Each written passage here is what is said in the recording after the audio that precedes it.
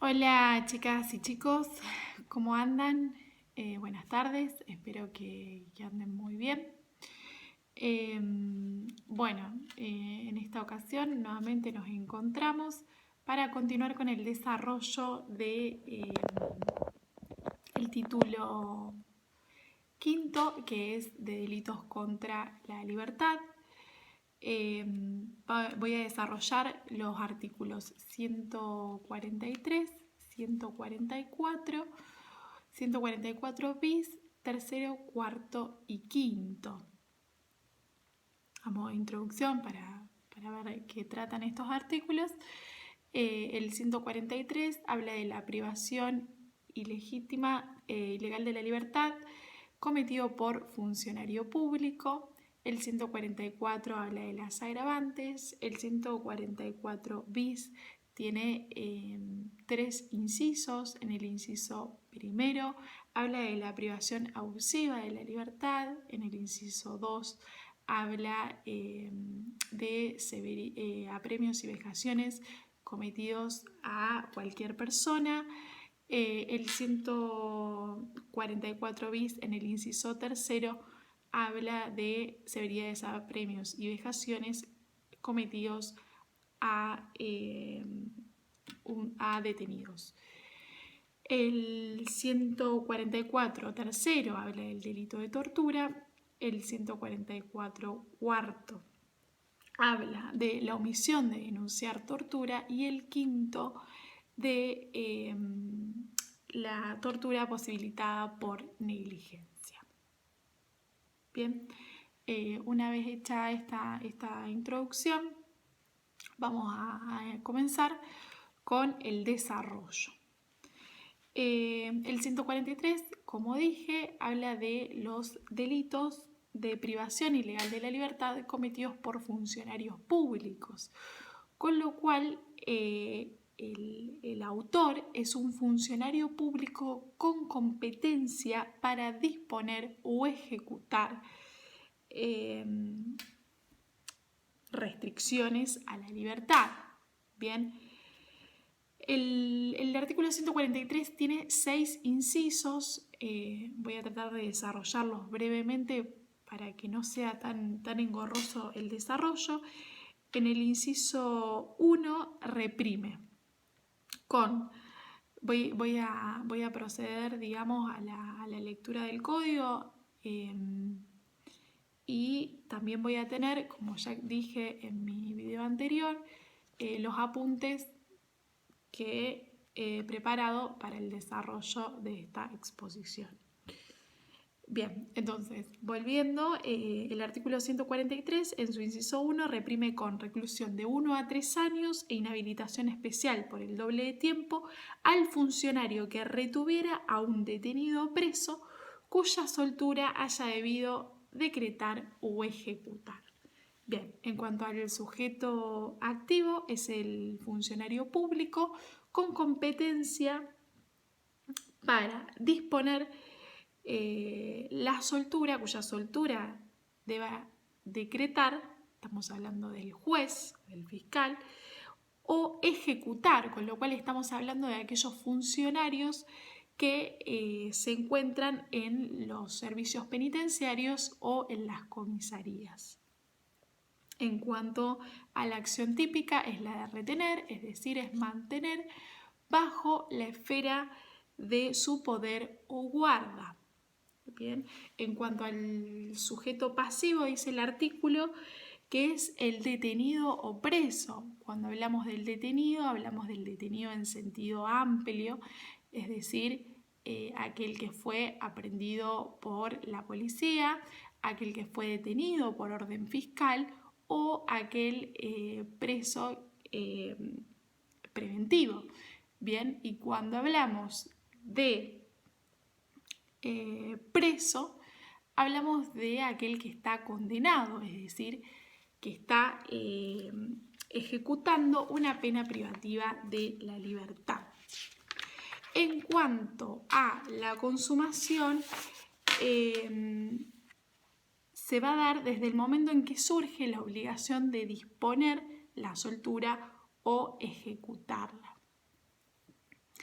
A modo de ejemplo podemos decir a aquella persona que está cumpliendo una condena, esa condena tiene un plazo, un vencimiento, y a partir de que opera ese vencimiento, ese plazo, debe ser ejecutada por funcionario del servicio penitenciario. Bien. Bueno, vamos a pasar al inciso 2, que habla del funcionario que prolongare indebidamente la detención de una persona sin ponerla a disposición del juez competente. Con lo cual, la acción típica es la de prolongar, la de mantener a la persona detenida. Estamos hablando de un delito de comisión por omisión porque no lo pone a disposición del juez competente. Como presupuesto, estamos hablando de una persona que está legalmente detenida, pero que continúa, o sea, su origen es legal, pero su continuación es ilegal. Bien, en cuanto al sujeto pasivo, puede ser el fiscal. Bien, el fiscal surge del Código de Procedimiento, el Código Procesal, que tiene determinados plazos para ponerlo a disposición del juez, que es el plazo de 96 horas, 48 horas prorrogables por otras 24, que va a ser cuando se va a celebrar la audiencia imputativa. Bien. Vamos a pasar rápidamente al inciso 3, que dice del artículo 143, que dice aplica la misma pena para el funcionario que incomunicare indebidamente a un detenido. Bien, incomunicare indebidamente a un detenido. La regla es la comunicación, bien, es decir, es el derecho que tiene toda persona de estar comunicada, es una garantía constitucional. Excepcionalmente se puede decretar cuando determinadas circunstancias así lo ameriten. Por ejemplo, estamos en un caso que llega a la fiscalía, se puede tratar de una causa grave en donde hay coimputados. Entonces, para poder evitar que se filtre cierta información y posteriormente evitar el entorpecimiento en la investigación, se puede disponer la incomunicación. Legítimamente surge la orden de detención escrita, bien, y el plazo. Entonces, la regla es la comunicación. Excepcionalmente se puede incomunicar cuando las circunstancias así lo ameriten. Ahora, ¿cuándo la incomunicación es indebida? Los supuestos son 4. Uno, cuando no existe esa orden legal. No tengo esa orden de incomunicar. 2, cuando teniendo esa orden excedo de los plazos. 3, cuando no resulta procedente en el caso concreto, porque tal vez en el ejemplo que dimos no se trata de un caso grave o que pueda llegar a generar algún entorpecimiento en la investigación. O 4, se decreta sin motivación. Bien, bueno, en cuanto al dolo, exige el conocimiento del carácter de detenido de la persona y la voluntad de querer incomunicarla. Bien, el 143, en el inciso 4, habla de la recepción indebida del condenado. Este inciso 4 vamos a analizarlo en 2 partes. En una primera parte dice que la misma pena se impone al jefe de prisión u otro establecimiento penal o al que lo reemplace que recibiera algún reo sin testimonio de la sentencia firme en la que le hubiere impuesto pena. Con lo cual, la acción típica es la de recibir a esa persona sin la orden proveniente de autoridad competente. En cuanto al sujeto pasivo, la norma hace referencia al reo, con lo cual se entiende que estamos hablando del condenado, bien, ya que del texto dice que se lo recibe sin testimonio de la sentencia firme, esta sentencia condenatoria. Se consuma cuando la persona queda alojada sin cumplir el requisito formal y admite la tentativa. El sujeto activo es aquel jefe de prisión o el reemplazante, bien, que lo reemplace, dice la norma. Y en su segunda parte, este inciso 4 también hace referencia a la colocación indebida, diciendo que la misma pena al jefe de prisión u otro establecimiento penal que lo colocara el reo en lugares del establecimiento que no sean los señalados al efecto. Bien, con lo cual acá vamos a hacer referencia a que el detenido, digamos, el preso preventivo, generalmente no puede estar en el mismo pabellón que está el condenado.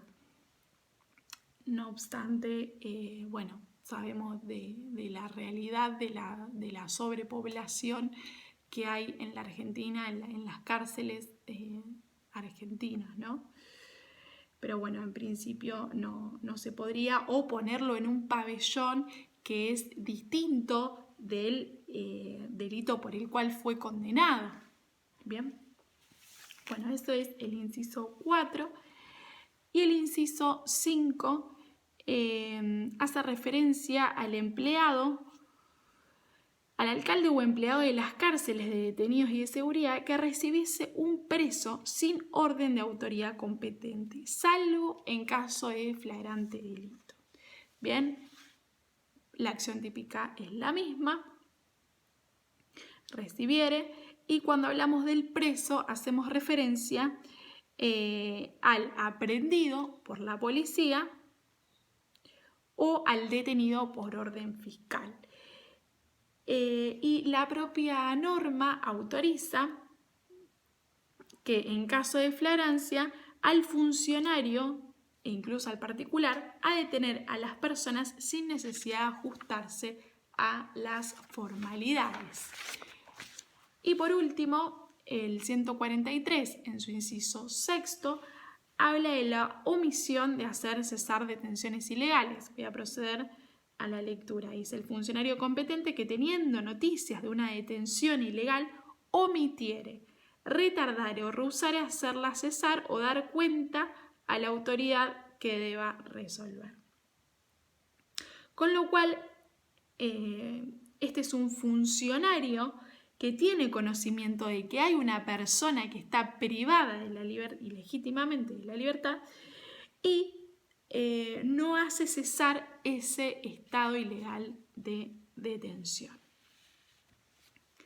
Bueno, habiendo visto brevemente el artículo 143 con sus 6 incisos, vamos a pasar al 144, que establece agravantes comunes que ya las hemos analizado, con lo cual tampoco me voy a detener mucho. Lo vamos a leer. El 144 eleva el máximo de la pena a 5 años cuando, en los casos del artículo anterior, concurriera alguna de las circunstancias enumeradas en los incisos 1, 2, 3 y 5 del artículo 142. Esto ya lo hemos desarrollado cuando hemos hablado del artículo 142, por eso paso directamente al 144 bis, que como dije tiene 3 incisos. En el inciso 1 habla de la privación abusiva de la libertad. Y voy a proceder a la lectura del texto. Dice: castiga con prisión o reclusión de 1 a 5 años e inhabilitación especial por el doble de tiempo al funcionario que, con abuso de sus funciones o sin las formalidades prescriptas por la ley, privase a alguno de su libertad personal. En cuanto al bien jurídico tutelado, seguimos hablando de la libertad de movimiento. En cuanto a la acción típica es la de privar, es decir, una restricción a la libertad, ya lo hemos desarrollado. Sujeto pasivo puede ser cualquier persona, sujeto activo el funcionario público. Sí me voy a detener en que puede darse de dos modos, ¿no? Dice el que hace abuso o incumplimiento de las formalidades.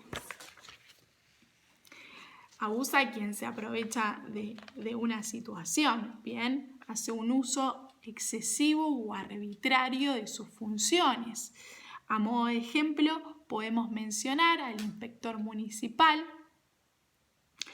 que va a labrar un acta, una infracción, y priva de libertad al infractor. También, como ejemplo, podemos nombrar aquel policía que detiene a una persona en la calle para realizarle una averiguación de antecedentes, y esta persona o bien la conoce o bien sabe que no está siendo reclamada por la autoridad. Bien. Entonces dijimos que tiene que ser por abuso, bien, un uso excesivo de sus funciones, o por incumplimiento de las formalidades. Como sabemos, el Código de Procedimiento establece ciertas formalidades, bien. Por ejemplo, la orden tiene que ser escrita, tiene que estar fundada. Bueno, a modo de ejemplo podemos decir el policía que no muestra esa orden o que intenta ejecutarla de forma verbal. Bien. Y se consuma, bueno, cuando se priva y se trata de un delito doloso. Bueno, vamos a pasar a los incisos 2 y 3, que habla de las severidades, apremios y vejaciones. Antes de ir a los artículos, vamos a definir qué se trata, a qué hacemos referencia con severidades, apremios y vejaciones.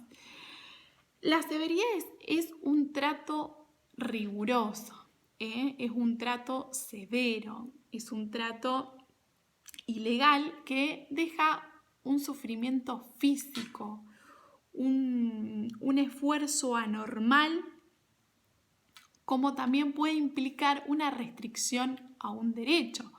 Por ejemplo, el derecho de recibir visitas o de querer salir al patio. Bueno, eso por un lado, las severidades. Las vejaciones es un trato humillante. Es un trato que mortifica a la persona moralmente, la afecta en su dignidad. Bien, en su dignidad, en el respeto, que debe ser tratada como tal y no lo es. Por ejemplo, alojar a una persona que están imputadas por otros delitos, hacerle limpiar los baños. Bien, y los apremios ilegales son coacciones, es violencia física que tiene una determinada finalidad o un objetivo, que es lograr en esa persona que está siendo apremiada una determinada conducta, ya sea, por ejemplo, la autoincriminación o, por ejemplo, delatar a un tercero. Bien. Bueno, eso en cuanto a los conceptos. Vamos a proceder ahora a analizar el artículo 144 bis en su inciso 2.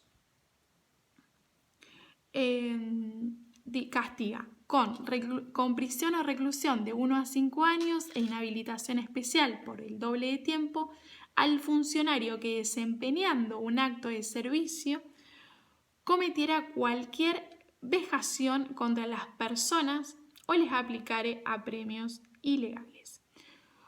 Con lo cual, la acción típica es la de cometer, la de aplicar, la de imponer.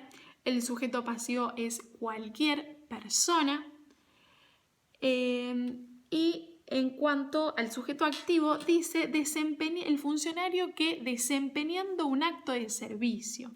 Con lo cual da a entender esta cuestión de que está cumpliendo, que está en ejercicio de sus funciones. No se daría el supuesto si estuviera fuera de su trabajo.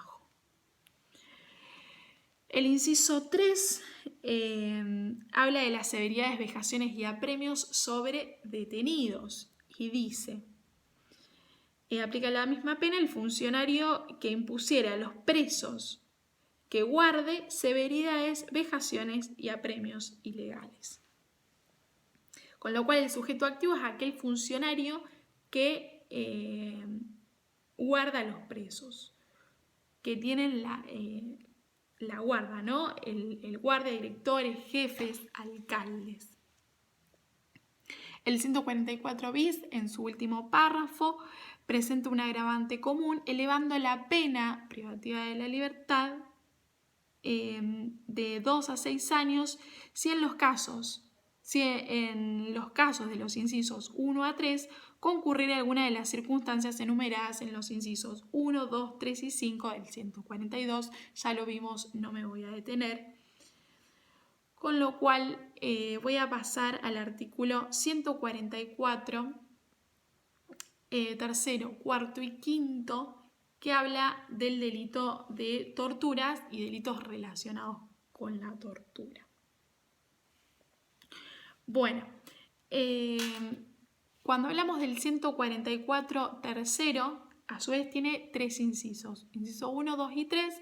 Voy a comenzar por el inciso tercero porque da una especie de conceptos de tortura, diciendo, por tortura se entenderá no solamente los tormentos físicos, sino también la imposición de sufrimientos psíquicos cuando estos tengan gravedad suficiente. El tema es qué se entiende por gravedad suficiente. Donna hace referencia a que la tortura, digamos, es el desconocimiento de la persona como tal. Y dice que si bien es fácil realizar un análisis en abstracto, es mucho más fácil realizar un análisis en concreto.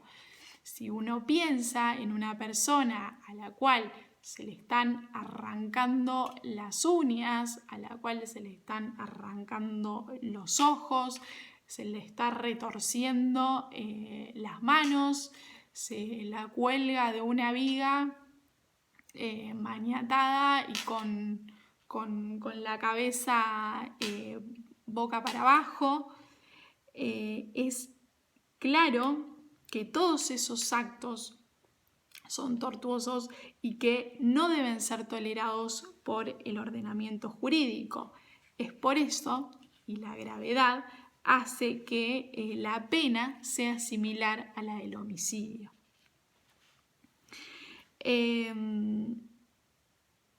Volviendo, digamos, a una cuestión que ya analicé en el primer video, Kant, cuando habla del imperativo categórico, hace referencia a que esta cuestión de que siempre se debe actuar de modo tal que tanto la persona,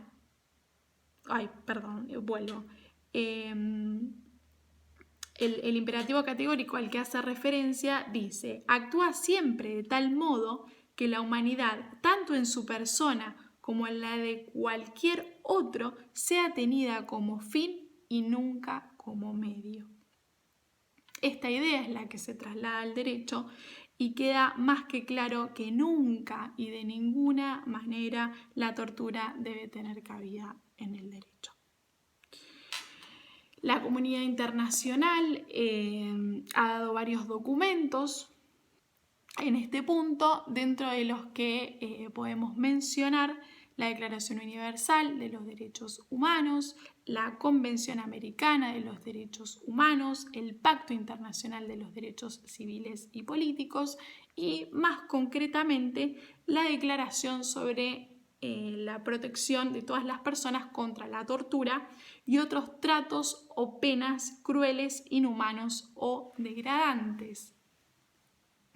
Que en el artículo 1 define qué se entenderá por el concepto de tortura, que lo voy a pasar a leer porque es muy interesante. Y dice: a los efectos de la presente convención se entenderá por el término tortura todo acto por el cual se inflija intencionadamente a una persona dolores y sufrimientos graves, ya sean físicos o mentales, con el fin de obtener de ella o de un tercero información o una confesión, de castigarla por un acto que haya cometido o se sospeche que ha cometido, o de intimidar o coaccionar a esa persona o a otras, o por cualquier razón basada en cualquier tipo de discriminación, cuando dichos dolores o sufrimientos sean infligidos por un funcionario público u otra persona en el ejercicio de funciones públicas, a instigación suya o con el consentimiento o aquiescencia. No se consideran torturas los dolores o sufrimientos que sean como consecuencia únicamente de sanciones legítimas o que sean inherentes o incidentales a esta. Bueno, vamos a proceder entonces, una vez analizado el concepto de tortura que surge de nuestro código y de la convención, vamos a ir al inciso 1, que habla de la figura básica. Y dice: será reprimido con reclusión o prisión de 8 a 25, tiene la misma pena que el homicidio, e inhabilitación absoluta y perpetua el funcionario público que impusiere a personas legítima o ilegítimamente privadas de la libertad cualquier clase de tortura. Es indiferente que la víctima se encuentre jurídicamente a cargo del funcionario, bastando que éste tenga sobre aquella poder de hecho. Igual pena se impondrá a particulares que ejecuten los hechos descritos. Bien. El sujeto pasivo es aquella persona arrestada o detenida, bien, ya sea legítima o ilegítimamente, y habla de que tuviera un poder de hecho, con lo cual es este poder de poder disponer de la persona, de hacer de ella lo que quiera, como quiera, cuando quiera. Bueno, la acción típica es la de imponer tortura, es decir, causarle padecimientos físicos y psíquicos, bien, de intenso dolor. En cuanto al sujeto activo, la norma prevé claramente dos hipótesis, y es, por un lado, el funcionario público, bien, que tenga un poder de hecho sobre la víctima, es decir, una posición de superioridad sobre la víctima, como así también cualquier otro particular que impusiere tortura a la persona que se encuentra privada de libertad. Se consuma con la imposición y admite la tentativa. El 144, en su inciso 2, habla de la figura agravada, y dice que si con motivo u ocasión de la tortura resultare la muerte de la víctima, la pena privativa de la libertad será de reclusión o prisión perpetua. Si se causare alguna de las lesiones previstas en el artículo 91, son las lesiones gravísimas, la pena privativa de la libertad será de reclusión o prisión de 10 a 25. Bien, pasemos al artículo 144 cuarto, que habla de la omisión de denunciar o evitar tortura y tiene 4 incisos. Vamos a brevemente analizar cada uno de los incisos para no demorarme mucho. El inciso 1 habla de la omisión de evitar. Bien, vamos a pasar a la lectura. Impone prisión de 3 a 10 años al funcionario que omitiese evitar la comisión de alguno de los hechos del artículo anterior. ¿Bien? Es decir, castiga a aquel autor que tiene un poder de mando, de jerarquía, y conociendo ese acto ejecutado por el inferior, no lo evita. ¿Bien? Con lo cual tiene una posición de garante. Tiene un poder de mando y de guarda directa o indirectamente sobre la persona que es víctima. El sujeto activo es el funcionario público que tenga capacidad jurídica y de hecho para evitar un acto de tortura. El inciso 2 dice: la pena será de 1 a 5 años para el funcionario que en razón de sus funciones tomase conocimiento de la comisión de alguno de los hechos del artículo anterior y careciendo de competencia a la que alude el inciso precedente, omitiese denunciar dentro de las 24 horas el hecho ante el funcionario, ministerio público o juez competente. Si el funcionario fuese médico, se le impondrá además inhabilitación especial para el ejercicio de la profesión por el doble de tiempo. Con lo cual, en este caso, el sujeto activo es el funcionario que tiene conocimiento.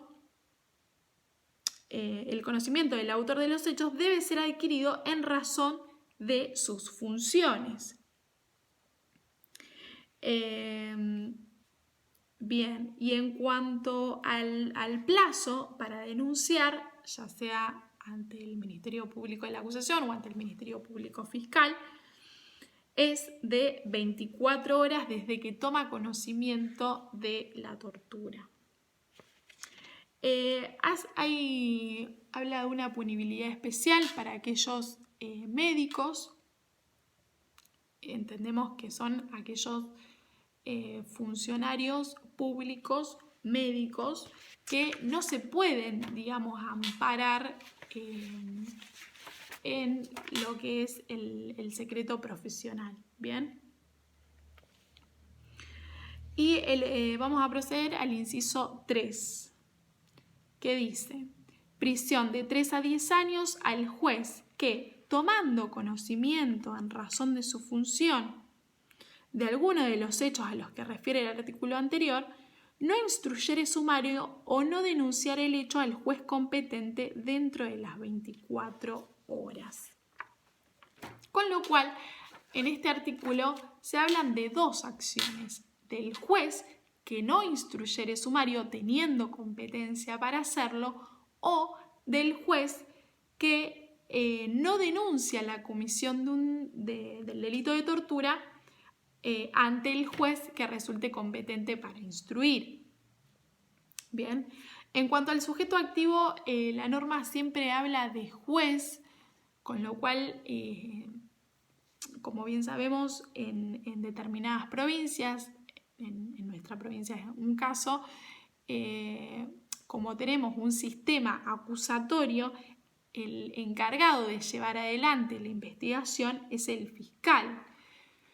Pero en este caso la norma habla solamente del juez, con lo cual para algunos autores no se puede hacer extensivo a los fiscales, para otros sí. Bien. En el inciso 4 establece una pena de inhabilitación. Vamos a proceder a la lectura. En los casos previstos en este artículo se impondrá además pena de inhabilitación especial perpetua para desempeñarse en cargos públicos. La inhabilitación comprenderá la de tener o portar armas de todo tipo. Bien, no merece más aclaraciones que eso.